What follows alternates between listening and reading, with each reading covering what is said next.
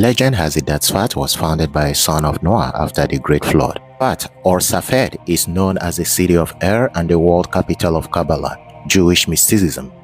It is perched atop one of the tallest mountains in the area, affording majestic views of the verdant Galilee. This is actually, guys, what I wanted, to meet locals from the city of Tzfat. If I had any idea it was gonna be raining in this city and I still really wanted to come, I would have taken my big umbrella. Additionally, Rabbi Yitzchak Luria launched an unsuccessful attempt to restore the Sanhedrin, the Jewish Supreme Court. In this area of Israel, there's no, it's hard to say, there's no Jewish majority in this area of Israel. By the mid-19th century, it was emerging from the tail end of a Druze rebellion and an earthquake that had destroyed much of the city. Investigating the situation, the Haganah soldiers discovered that the entire city had been abandoned by the Arab army. Apparently, a rumor has spread within their camp that the Israelis were about to use an atomic bomb on the city. It is paired with Jerusalem, which is fire, Hebron, which is earth, and Tiberias, which is water. The outbreak of the riots in 1929, the British concentrated the Jews of Safed in the Saraya courtyard in order to protect them from the Arab rioters who undisturbed looted the Jewish quarter. Hello everyone, welcome back to Crackhead Exploration and Business. It's your boy the Crackhead and wishing you all a wonderful day. I finally arrived at Tzfat, the city of air and Kabbalah, one of the 4 holiest cities in Israel, and this exploration will lead me to see exciting things and as well meet amazing people. Wow, welcome to Tzfat. It's raining. I did not expect this today. Alright, so where do I go from here? I recorded more than 4 hours of content in the short time I was in Tzfat. This is why this series will come in different episodes. So if you're interested in discovering new places and people with me, feel free to follow us on Facebook and add us to favorites so you will always receive notifications. And if you are watching on YouTube, please kindly subscribe to our channel for upcoming contents.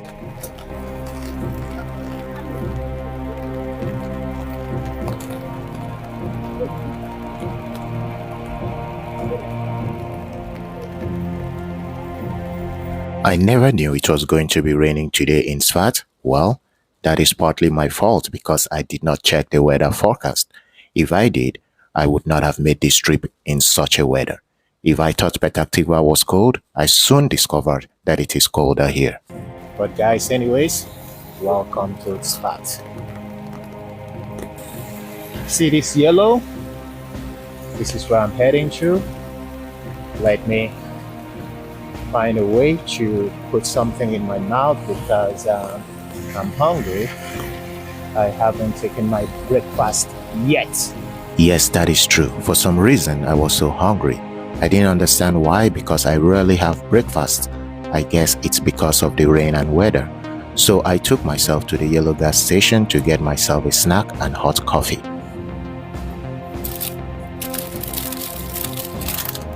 Coffee? Okay.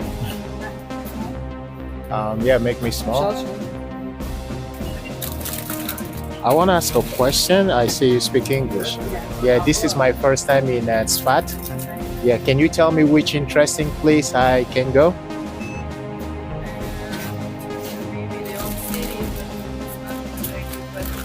Yeah, I don't mind. I don't have any option. How do I get to the old city? Is it far from here?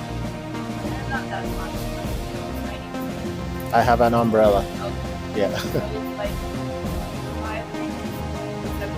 Yeah, walking. Which direction? This way or this way? This way. This was the first person I spoke with in Tzfat, and she turned out to be so helpful as she gave me insight on where to go to, the old city. That was all I needed because getting to the old city made me discover exciting things for myself. So thank you very much, Yellow Gas Station Sales Girl. Sorry, I didn't ask for her name. Wow, what a nasty weather. Very nasty weather. But you know what? What doesn't kill a man makes him stronger. So I'm gonna go in this weather. The sales girl says it didn't rain yesterday, but it just happened to rain today. Call it an explorer's luck.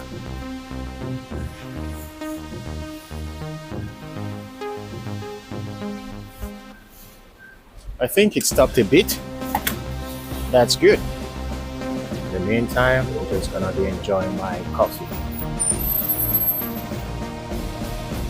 Do people really enjoy coffee? Or they drink coffee out of addiction? I don't know. Now, let me ask you a question. If you went on a tour and unluckily for you, this kind of weather happened, caught up with you, what would you do? A. Wait until the rain stops before continuing. B. Abandon the tour and go back home. C. Come back next time. And D. Continue with your tour. I would like to see your comments, your answers in the comment section. Okay, I'm now on my way to explore the beautiful city of Tzfat. By the way, I know a lot of you are gonna be asking, what is so interesting about Tzfat? Why did you have to go in this rain? First of all, I never knew it was gonna be raining here in this city today. I asked the sales girl if it rained yesterday, and she told me it did not rain, but it just happens to be raining today. So if you're interested, first of all, Tzfat, it's a city that's in the northern part of Israel, and it's located. Somebody just farted. Oh my God. Oh my God. It's a city located in the upper Galilee. As you can all see, I am on a mountain. Tzfat is located on a mountain, and it's called the city of and Kabbalah, mysticism. Yeshiva Temime Darek, where heaven meets earth. Told you. They say this city, Boketo, is full of mysticism. I wish in this city I can find somebody who's gonna give me a palm reading, because it's the city of Kabbalah. Tzfat, or Safed, is known as the city of and the world capital of Kabbalah, Jewish mysticism. It is perched atop one of the tallest mountains in the area, affording majestic views of the verdant Galilee. Although the old town is somewhat sleepy today, this was once the center of all Jewish life in the land of Israel. Testaments to the city's glorious, if turbulent past, are found in Tzfat's cobblestone alleyways, bullet hole-stained British guard posts, and most importantly, her countless historic synagogues. I'm walking towards the old city. At least I was directed that if I take this way, it leads to the old city. This is actually, guys, what I wanted, to meet locals from the city of Tzfat and get to experience, hear from them. What secret does Tzfat's past hold? How did Kabbalah come to develop here, and what makes it deserving of this title as the city of There was no particular place I had in mind to visit here. Just wanted to explore the city. I know it's not a very big city, but I hope and I wish that in this weather, I can at least see some interesting things. Appropriately for the Kabbalistic city, Tzfat's origins are shrouded in mystery.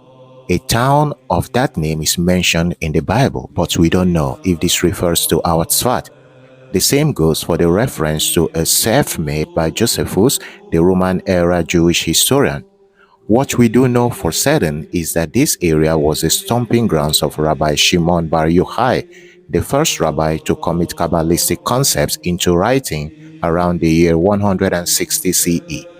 Rabbi Shimon authored the Zohar, the most fundamental Jewish mystical text extant. He is buried in Meron, a town on the slope of Mount Meron, Israel's second tallest mountain. The location of this mystical thinker's tomb, just across the valley from the nascent city of Tzfat, has been said to impact its spiritual development. In this area of Israel, there's no, it's hard to say, there's no Jewish majority in this area of Israel. It's not a Jewish majority. What is this area? Yeah. Like all the upper Galilee, all Okay. the northern Israel, there's like at least 50% non-Jewish people. Let's fast forward an entire millennium. The desperate battles of the First Crusade have been fought and the Christian Kingdom of Jerusalem has been established throughout much of the land of Israel. Construction of a small fortress on a hill that dominated the Akko-Damascus road began in the year 1102 in order to protect the Crusaders' primary port city of Akko from Seljuk invasion from the east. And the houses here look different than from the ones in Tel Aviv in the center of Israel. As the years passed and the Kingdom of Jerusalem moved its capital to Akko, having been driven out of Jerusalem, the fortress grew in size and importance.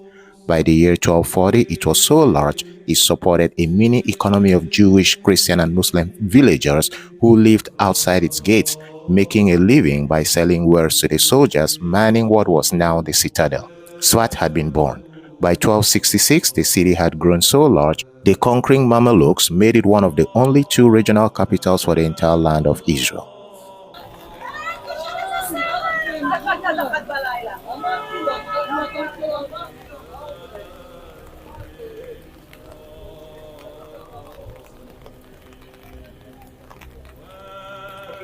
Boker Tov. Remember guys, I am heading towards the old city. At this point, I was just walking blindly, going where my instincts directed me to go. If I had any idea it was going to be raining in this city and I still really wanted to come, I would have taken my big umbrella. But I never knew it was going to be hitting me here. Now let's talk about Tzfat's golden age. The 16th century would see Tzfat's golden age. As a result of the Spanish expulsion, a huge influx of pious and well-educated Jews flooded the city. So I guess this is the old city of Tzfat. They brought with them brand new technology in textile development, leading Tzfat to become one of the main Mediterranean producers of felt. A spiritual renaissance accompanied this economic boom. Tzfat was bustling with sages, Kabbalists, and visionaries who bounced ideas off one another with razor-sharp clarity and depth. At sunset each Friday, these mystics would descend into the fields surrounding the city, singing psalms and poems in order to welcome the Shabbat Queen. One of the members of this group, Rabbi Solomon Al-Kabetz, penned the well-known poem Lecha Dodi. This custom developed into the Kabbalah Shabbat, still practiced by every Jewish community around the world today.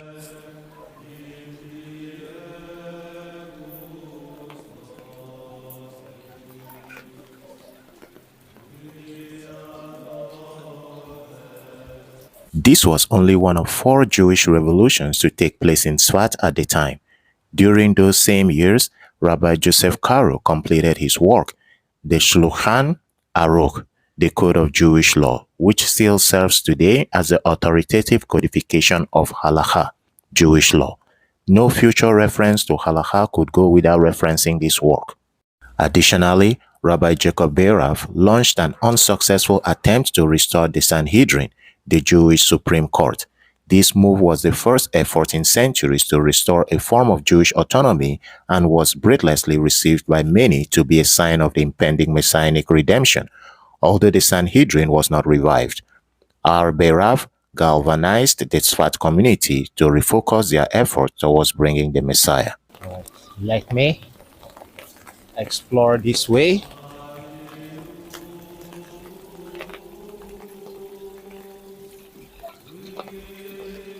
Find out where this leads to.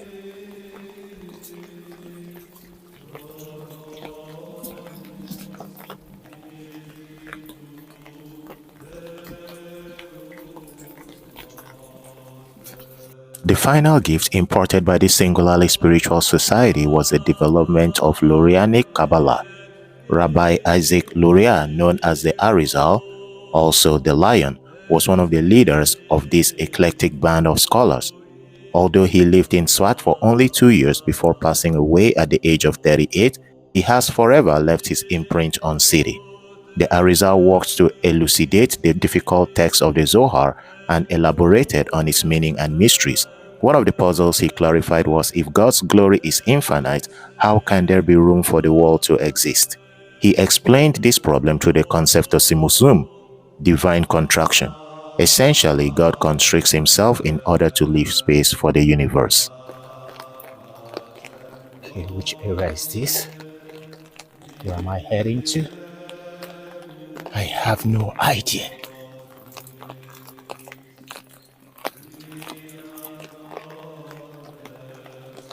Circles of giving. What are you giving?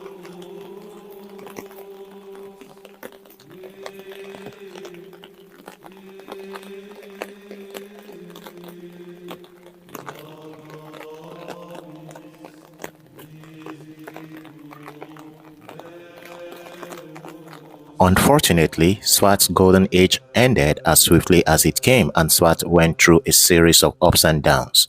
By the mid-19th century, it was emerging from the tail end of a Druze rebellion and an earthquake that had destroyed much of the city. With the advent of competing nationalistic ambitions in the early 20th century, the frail and impoverished Jewish community of Tzfat found themselves at a strategic disadvantage in the majority Arab city. In August 1929, a riot ignited by a false rumor ended with 17 Jews murdered and 150 homes destroyed. The British Mandate forces were powerless to stop the pogrom and had to evacuate the Jewish community into the police house until it ended. As tensions rose, the British split the city into two, dividing it with a giant staircase that was illuminated by floodlights at night.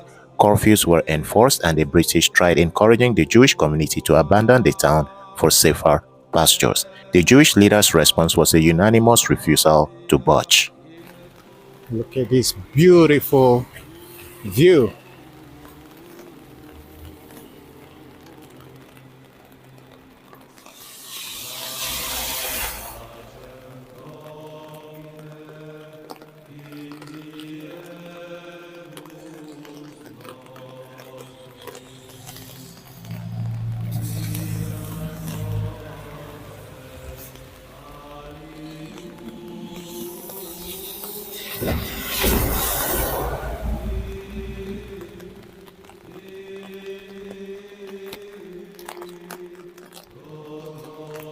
With the departure of the British from the land of Israel in 1948, the Arab forces closed in to capture the encircled Jewish neighborhood. The Jewish population was primarily elderly and religious, with only a handful of Haganah soldiers able to defend it. The fighting was fierce and lasted for weeks, but eventually it appeared that all was lost. By the next morning, the enemy forces were all but sure to breach the Israeli defenses and put an end to centuries of Jewish life in Tzfat. But the final attack never came. Investigating the situation, the Haganah soldiers discovered that the entire city had been abandoned by the Arab army. Apparently, a rumor has spread within their camp that the Israelis were about to use an atomic bomb on the city, and no one wanted to wait around long enough to find out whether the rumor was true or not. Thanks to the tenacity and faith of its residents, Tzfat had been saved. All right, if not for anything, at least now I can boldly say I have been in Tzfat or Safed. At least that's how it's spelled in English. Safed, S-A-F-E-D or T-Z-F-A-T. A beautiful city, nice, historic.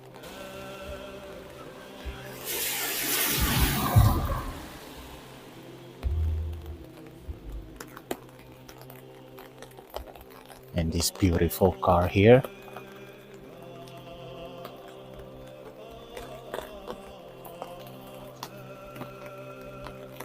Let me ask something here.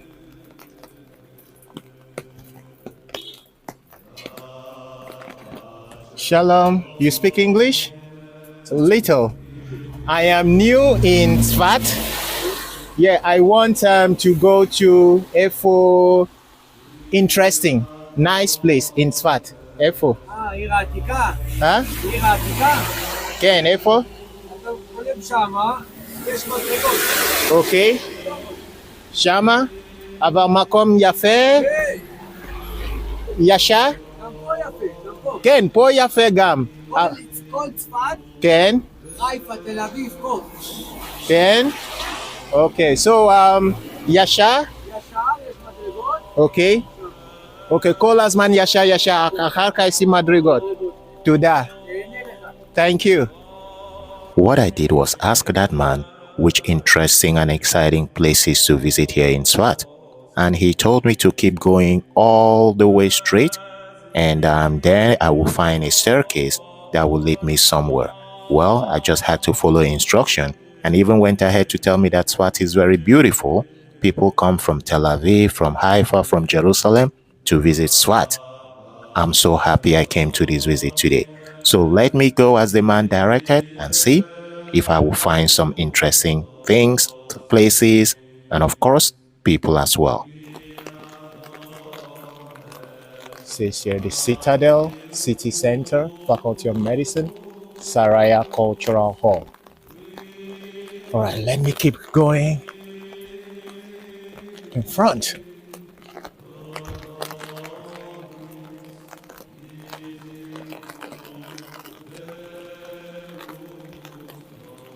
What a nasty weather today. What is wrong with you, rain?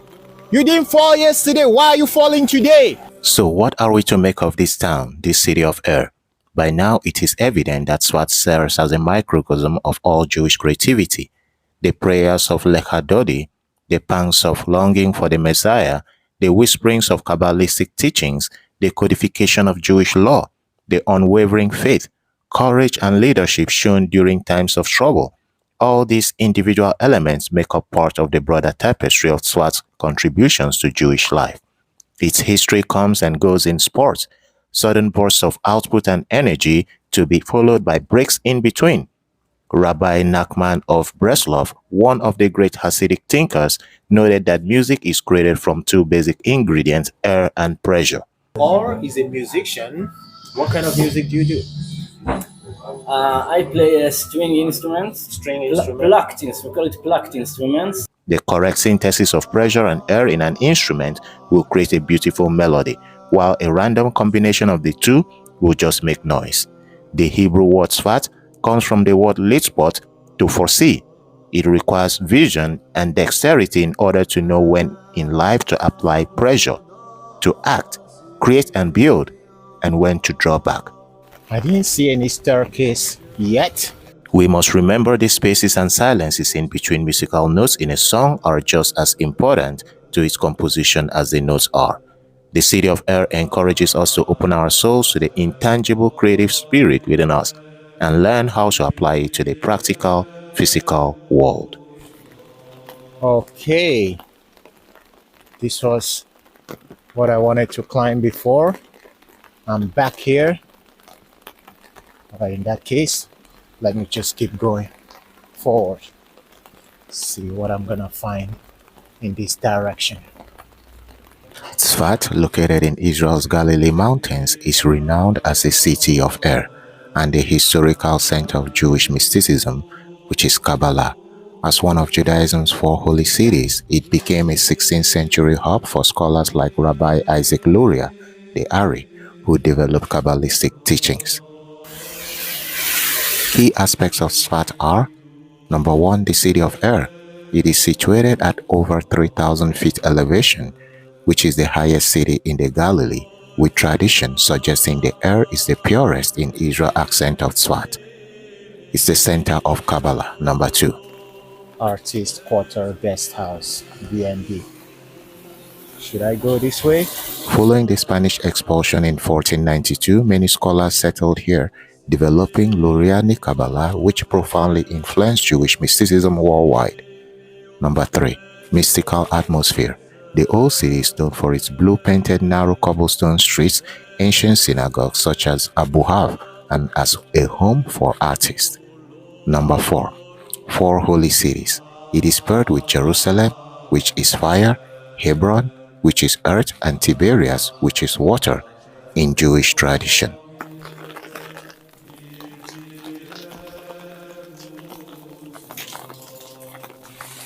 Tzfat has been identified with Sev, a fortified town in the Upper Galilee mentioned in the writings of the Roman Jewish historian Josephus.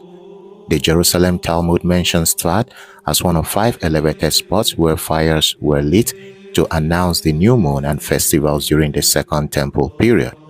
Tzfat attained local prominence under the Crusaders, who built a large fortress there in 1168. It was conquered by Saladin 20 years later and demolished by his grandnephew Al-Muazzam Isa in 1219. After reverting to the Crusaders in a treaty in 1240, a larger fortress was erected, which was expanded and reinforced in 1268 by the Mamluk Sultan Baybars, who developed Tzfat into a major town and the capital of a new province spanning the Galilee.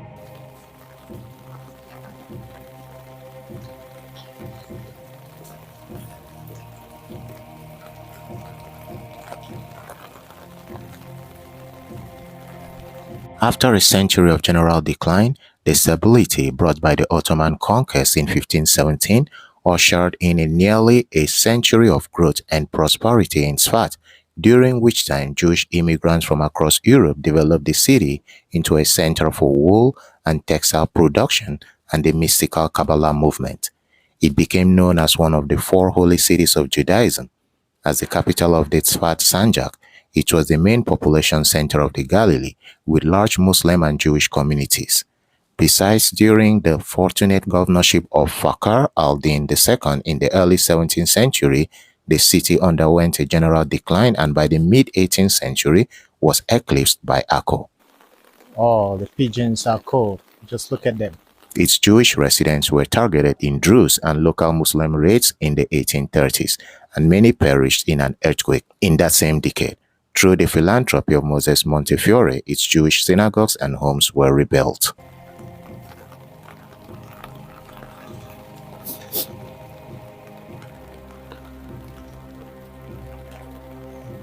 Tzfat's population reached 24,000 toward the end of the 19th century. It was a mixed city divided roughly equally between Jews and Muslims, with a small Christian community. Its Muslim merchants played a key role as middlemen in the grain trade between the local farmers and the traders of Akko, while the Ottomans promoted the city as a center of Sunni jurisprudence. Tzfat's conditions improved considerably in the late 19th century. A municipal council was established along with a number of banks, though the city's jurisdiction was limited to the Upper Galilee. By 1922, Tzfat's population had dropped to around 8,700, roughly 60% Muslim, 33% Jewish, and the remainder Christians. Amid rising ethnic tension throughout Mandatory Palestine, Tzfat's Jews were attacked in an Arab riot in 1929. The city's population had risen to 13,700 by 1948, overwhelmingly Arab, though the city was proposed to be part of a Jewish state in the 1947 UN partition plan. It feels like I'm walking on history.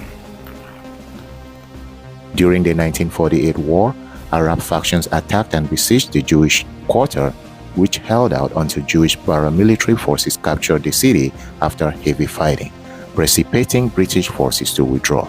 Most of the city's predominantly Palestinian Arab population fled or were expelled as a result of attacks by Jewish forces and the nearby Ain al-Zaytun massacre. That year, the city became part of the then newly established State of Israel.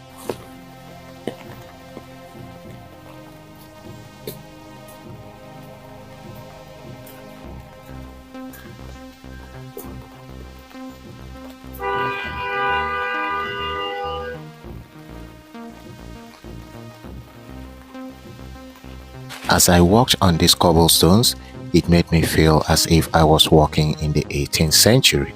It brings back history to me, and it feels wonderful, amazing, and interesting to be in Tzfat.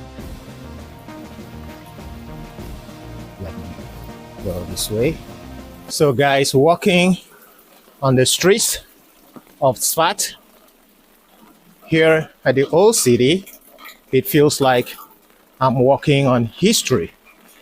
This is a mystical city, and it is where I would say the Kabbalah city of Judaism.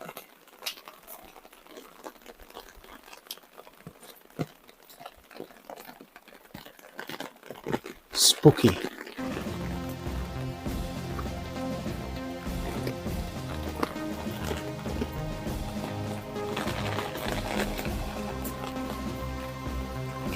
Tzfat has a large Haredi community and remains a center for Jewish religious studies. Tzfat today hosts the Ziv Hospital as well as the Tzfat Academic College. Tzfat is a major subject in Israel art. It hosts an artist quarters. Several prominent art movements played a role in the city, most notably the École de Paris. However, the artist quarter has declined since its golden age in the second half of the 20th century due to its high elevation. The city has warm summers and cold, often snowy winters. Its mild climate and scenic views have made Tzfat a popular holiday resort frequented by Israelis and foreign visitors. Well, I think I was the only foreign visitor today, or at least the whole of this week. In 2023, it had a population of 39,179 residents. Whew, I am cold. Legend has it that Tzfat was founded by a son of Noah after the Great Flood. According to the book of Judges, in Judges chapter 1 verse 17, the area where Tzfat is located was assigned to the tribe of Naphtali. It has been suggested that Jesus' assertion that a city that is set on a hill cannot be hidden referred to Tzfat.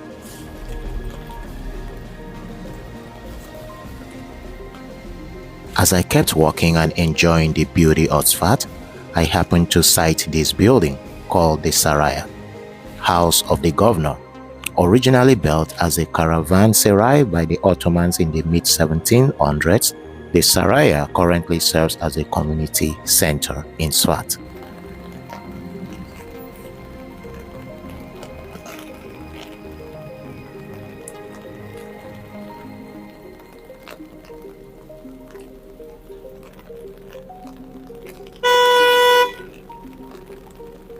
What does this signify?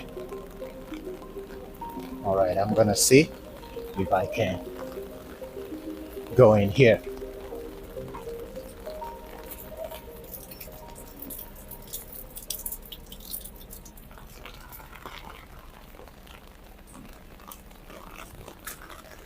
And so now I'm taking myself to go see the Saraya. This is located in the heart of the old city and is one of the most impressive historical buildings in the area. Built in the 18th century during the Ottoman rule, it served as a governmental and administrative center. The building, designed in an Eastern architectural style, features decorative elements that reflect local culture and the diverse influences that have shaped the city after the centuries. Today, the Saraya is considered a major tourist attraction, drawing visitors from across the country. Here it reads the Saraya building, Walton Community Center. The Saraya, meaning a palace or inn in Turkish, was built in the year 1889 by order of the Turkish government and served as a government house. Wow! So this building served as a government house. Interesting. With the British conquest in 1918, the Saraya became the headquarters of the government bureaus in the city. The British renovated the building and installed the front staircase leading to the round tower. With the outbreak of the riots in 1929, the British concentrated the Jews of Tzfat in the Saraya courtyard in order to protect them from the Arab rioters who, undisturbed, looted the Jewish quarter. With the liberation of Tzfat, or Tzfat, in 1948, the building served as a military recruiting base and the first swearing in of Israeli soldiers took place there. With the increase of immigration during the first years of the state, the building was placed at the disposal of John Malben, which renovated it to serve as a home for elderly and infirm immigrants, mostly survivors of the Holocaust. The house served them until the year 19. Oh, I'm sorry, guys, I don't see what is written there. Guys, if this is not the dopest exploration I have made so far. I don't know what else is. Why is it the dopest? Because despite the rain, I am still exploring. Who does that? Only crackhead. I hope I'm not gonna fall sick. Where am I heading to now? One of the unique experiences offered at the Saraya is the evening light and sound show. This captivating event presents the history of Tzfat through stunning lighting effects, music, and storytelling projected onto the walls of the Saraya. Utilizing advanced technology, the show brings history to life and creates an immersive experience that connects the past with the present.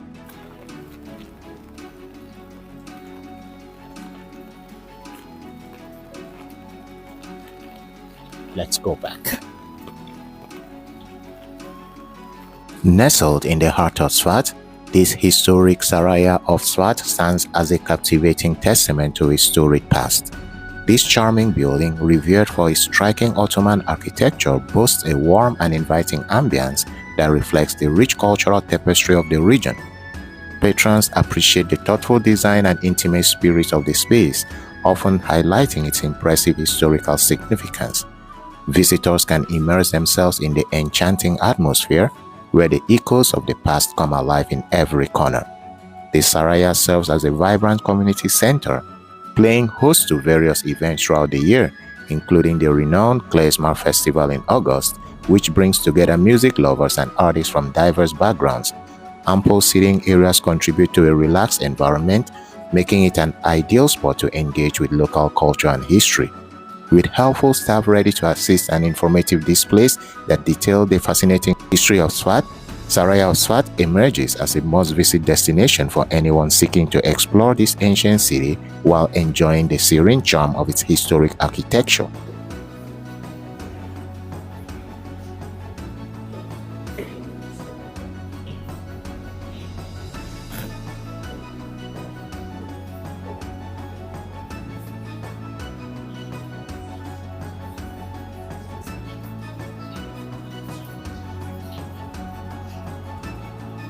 The building is historic and beautiful, offering a glimpse into Tzfat's history. It's a spiritual place with a welcoming and friendly atmosphere.